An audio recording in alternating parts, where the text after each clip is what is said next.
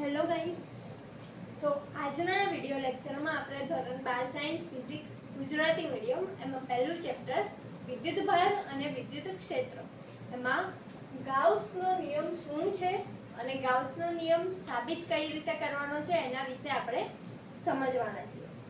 આ જે ક્વેશ્ચન છે એ 2 થી 3 માર્કમાં એક્ઝામમાં પૂછાઈ શકે એવો છે. તો ચાલો એને શરૂ કરીએ. તો પહેલા સાબિતી આપવાની છે અને નિયમ પણ આપવાનો છે. આપણો ક્વેશ્ચન વાંચીએ એટલે ખબર પડશે કે ગાઉસનો નિયમ લખો અને એને સાબિત કરો, એવી રીતે તમને પૂછાશે. તો પહેલા ગાઉસનો નિયમ કહે છે શું એ સમજીએ શબ્દએ. તો કોઈ પણ બંધ પૃષ્ઠમાંથી બહાર આવતું કુલ ફ્લક્સ એટલે ફાઈ એ તે બંધ પૃષ્ઠ વડે ઘેરાતા કુલ વિદ્યુતભાર ક્યુ. જે બંધ પૃષ્ઠ હોય એ બંધ પૃષ્ઠ વડે ઘેરાતો કુલ વિદ્યુતભાર ક્યુ અને શૂન્યાવકાશની પરમિટિવિટી એપ્સિલોન નોટ. શૂન્યાવકાશની પરમિટિવિટી એપ્સિલોન નોટ ના ગુણોત્તર બરાબર હોય છે, એટલે કે છેદમાં.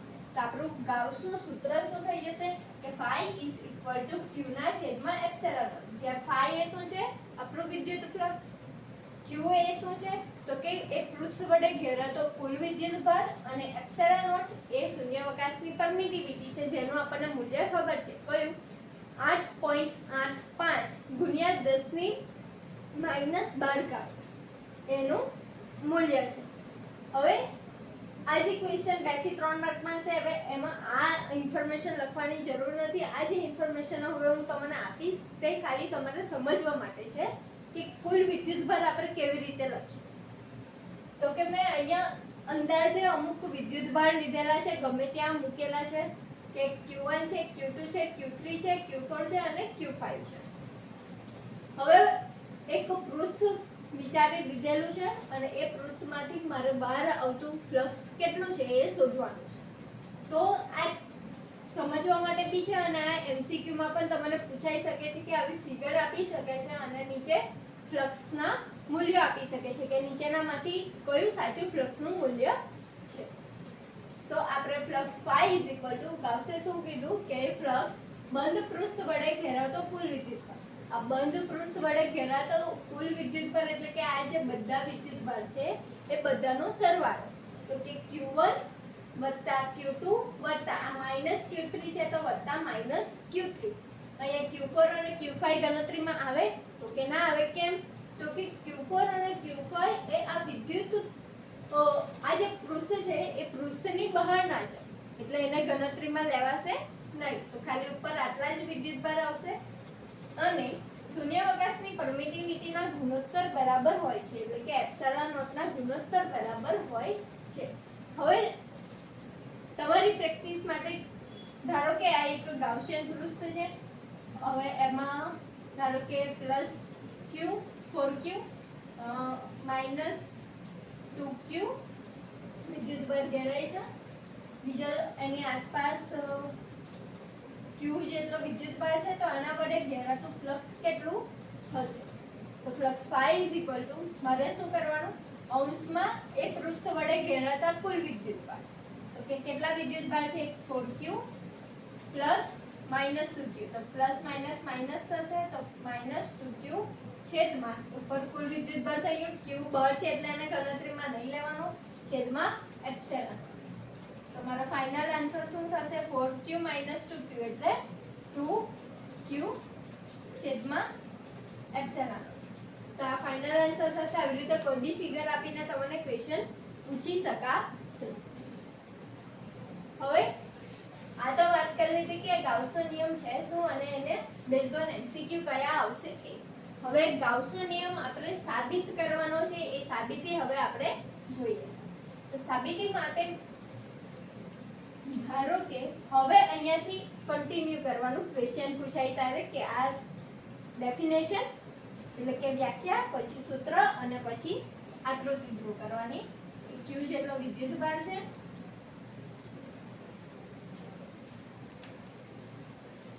એની આસપાસ આ ત્રિજ્યાવાળું એક ગોળાકારીય પૃષ્ઠ છે. હવે એ પૃષ્ઠમાંથી મારે બહાર આવતું કુલ ફ્લક્સ શોધવાનું છે. તો flux phi is equal to ક્યુના છેદમાં એપ્સિલોન નોટ. પણ આ તો આપણે સાબિત કરવાનું છે, તો આપણે હવે સાબિતી કોઈ બીજા ઉપરથી કરવી પડશે. તો આપણી પાસે ફ્લક્સનું બીજું એક સૂત્ર છે ES cos θ, અથવા તો હું એને એમ પણ લખી શકું E dot S. E dot S જે મારી પાસે સૂત્ર છે. એ સિવાય હવે મારે S શોધવાનો છે, E શોધવાનો છે. તો આખા માટે હું E અને S શોધું એ પોસિબલ નથી.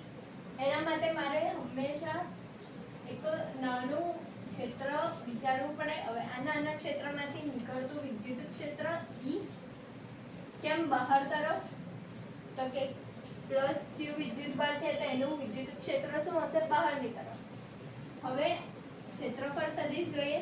નાનો ભાગ છે તો એને આપણે ds વડે દર્શાવીશું.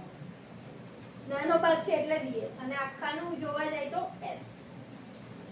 તો a ની ડાયરેક્શન કઈ હશે, તો કે જે પૃષ્ઠ હોય એને લંબ બહાર તરફ. તો આ પૃષ્ઠ છે એને લંબ બહાર તરફ. હવે અહીંયા ds છે તો અહીંયા પણ આપણે શું લઈશું, ds. અહીંયા ds લખીશું તો આ શું થઈ જશે, ખાલી આટલા ભાગનું જ ક્ષેત્રફળ, પણ મારે આટલા ભાગનું જ વિદ્યુત ફ્લક્સ. પણ મારે આખાનું જોઈએ છે તો આખાનું શોધવા માટે શું કરવું પડે, મારે બધા નાના નાના ટુકડાઓને ભેગા કરવા પડે. અને એ જે ભેગું કરવાની ક્રિયા છે એને આપણે કહીએ છીએ સંકલન. સંકલનને આપણે આવી રીતે દર્શાવી શકીએ. પણ મારી પાસે બંધ પૃષ્ઠ છે, મારે બંધ પૃષ્ઠ પર સંકલન કરવાનું છે, એટલે કે બંધ પૃષ્ઠમાં નાના નાના ટુકડાઓને ભેગા કરવાના છે. તો એને આવી રીતે દર્શાવવાનું. સંકલનની નિશાની તો ખરી જ ઉપર નાનું 0 જેવું નાનું સર્કલ, એને આપણે કહીશું બંધ પૃષ્ઠ માટેનું સંકલન. તેની આપણે નિશાની અહીં દર્શાવી રહીએ. બંધ પૃષ્ઠ માટેનું સંકલન. હવે આપણે જાણીએ છીએ કે આપણે ડોટ કરીએ તો શું મળે આપણને, cos θ. તો flux phi is equal two સંકલન બંધ પૃષ્ઠ માટે E ડોટ ds એટલે E ds ડોટ છે એટલે પાછળ શું આવશે, cos θ. હવે અહીંયા θ શું છે, તો કે E અને ds વચ્ચેનો ખૂણો. પણ E અને ds આપણે જોયું એમ બંને કઈ ડાયરેક્શનમાં છે, એક જ ડાયરેક્શનમાં. તો એ બંને વચ્ચેનો ખૂણો શું થશે, 0. તો જ્યાં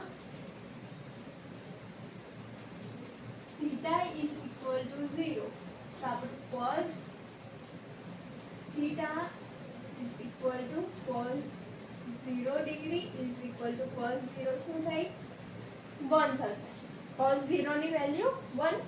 તો અહીંયા cos 0 આપણું શું થશે, 1. તો 1 ગુણ્યા E ડોટ ds. તો ફાઇનલ આપણે શું લખી શકીશું, flux phi is equal to સંકલન બંધ પૃષ્ઠ માટે E ds અને પાછળ 1 cos θ ની વેલ્યુ. હવે આગલા સ્ટેપમાં E ds નું આપણે સંકલન કરવાનું છે. પણ E તો અચળ છે, E અહીંયા પણ લઈએ, અહીંયા પણ લઈએ, અહીંયા પણ લઈએ કે અહીંયા પણ લઈએ, E સેમ જ રહેવાનું છે. કેમ, તો કે E નું સૂત્ર શું છે આપણું, kq ના છેદમાં r2. k અચળ, q અચળ, r પણ અચળ, તો E પણ અચળ.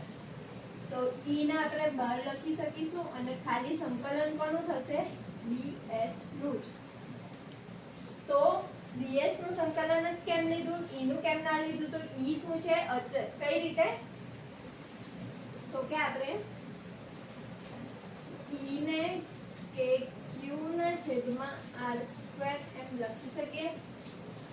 k અચળ 1 ના છેદમાં 4 pi epsilon naught, q અચળ, r બધા માટે અચળ છે. તો E પણ શું થશે, અચળ. એટલે બહાર કરી લીધું, સંકલન થશે ખાલી ds. તો આપણી પાસે સંકલન માટેનું સૂત્ર છે કે સંકલન dx નું, તો આપણને મળે x. આ સૂત્ર છે કે dx નું સંકલન કરીએ તો આપણને x મળે. તો અહીંયા શું છે, ds છે, તો આપણને એનું સંકલન કરીશું તો શું મળશે, s. x હોય તો x મળે, એસ હોય તો એસ મળે. તો flux phi is equal to E. સંકલનને આપણે શું લખી શકીશું? ds. તો s ખાલી x હતું તો એકલું x. હવે જો સંકલન dy હોય તો સંકલન માટે dy is equal to અહીંયા y હોય તો y, x હોય તો x, s છે તો મળ્યું શું આપણને x. તો flux phi is equal to હવે શું છે? E આપણે અહીંયા લખેલું છે ઓલરેડી kq ના છેદમાં r સ્ક્વેર. તો e ની જગ્યાએ આપણે kq ના છેદમાં r સ્ક્વેર લખીશું. અને s એ હવે શું થશે? આખા પૃષ્ઠનું ક્ષેત્રફળ. નાના ભાગમાં તેનું ક્ષેત્રફળ હતું, હવે આખાનું ક્ષેત્રફળ થશે s. તો ગોળાનું ક્ષેત્રફળ 4πr² વડે આપણને મળે. શેના વડે? કે ગોળાનું ક્ષેત્રફળ 4πr².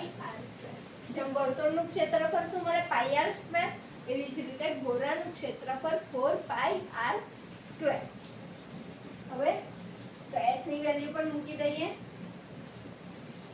4πr². તો r² અંશમાં પણ છે અને છેદમાં પણ છે, બંને છે તો બંને શું થશે? ઉડી જશે. તો મળશે આપણને phi is equal to kq into 4π. kq into 4π. હવે આપણને ખબર છે કે k ની જગ્યાએ આપણે 1/4π0 લખી શકીએ. 1/4π0. તો એની વેલ્યુ આપણે મૂકીએ. આ ક્યાંથી લખીએ છીએ આપણે? કે જ્યાં આપણે કુલમનો નિયમ જોયો હતો ત્યારે આપણે k ની વેલ્યુ 1/4π0 એમ કીધી. એ વેલ્યુને અહીંયા આપણે મૂકીએ. 4π0 q એવો ને એવો, 4π પણ એવો ને એવો. હવે અહીંયા આપણે જોઈએ છે તેમ છેદમાં 4π, અંશમાં પણ 4π. બંને શું થશે? ઉડી જશે. તો આપણને ફાઇનલ મળશે શું? phi is equal to બચ્યું અંશમાં શું? q, છેદમાં શું ખાલી બચ્યું? એપ્સિલોન. તો q ના છેદમાં એપ્સિલોન. તો આ આપણું શું છે? ગાઉસના નિયમનું ગાણિતિક સ્વરૂપ જે આપણે સાબિત કર્યું છે. તો અહીંયા નીચે લખી દેવાનું કે અહીંયા ગાઉસનો નિયમ સાબિત થાય છે. એક વખત ફરી નજર કરી લઈએ. ક્વેશ્ચન પૂછાય તો લખવાનું કઈ રીતે અને એમસીક્યુ આમાંથી કયા કયા છે તે. આટલો જે પોર્શન છે એ શાનો છે? એમસીક્યુ વાળો. તો આ જે ક્વેશ્ચન પૂછાય તેમાં લખવાનું શું શું? આ એક નિયમ લખવાનો, પછી આ સૂત્ર લખવાનું, ત્યાર પછી ડાયરેક્ટ અહીંયા આકૃતિ દોરવાની, પછી આકૃતિનું વર્ણન કરવાનું કે q જેટલો વિદ્યુતભાર છે અને r ત્રિજ્યાવાળું એક ગાઉસિયન પૃષ્ઠ વિચારેલું છે.